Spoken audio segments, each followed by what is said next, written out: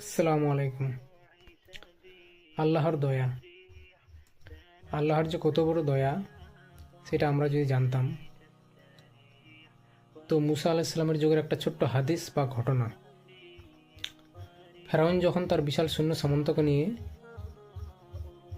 মুসা আলাহিসাল্লামকে ধরার জন্য চারিদিকে ছোটাছুটি করছেন, তখন মুসা আলাহিসাল্লাম বুঝতে পারলেন যে আমাকে ফেরাউন ধরবে।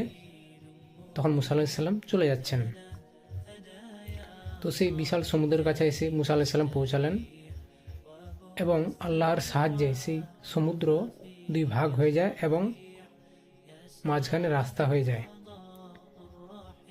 আল্লাহর সাহায্যে মুসা আলাহিসাল্লাম খুব সহজভাবে সেই সমুদ্র পার হয়ে যায়।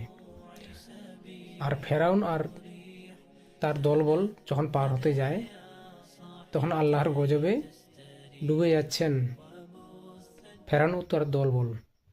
তখন মুসা আলাহিসাল্লামকে ফেরাউন বারবার ডাকেন, হে মুসা, তুমি আমাকে বাঁচাও, তুমি আমাকে বাঁচাও। তো মুসা আলাহিসাল্লাম খুব সহজভাবে পার হয়ে গেলেন, আর ফেরাউন ও তার দলবল সেই সমুদ্রে ডুবে গেলেন, ধ্বংস হয়ে গেলেন। তো এটা নিয়ে আল্লাহ আর জিবরাইল আলাইহিসসালামের মাঝখানে কথোপকথন হচ্ছে।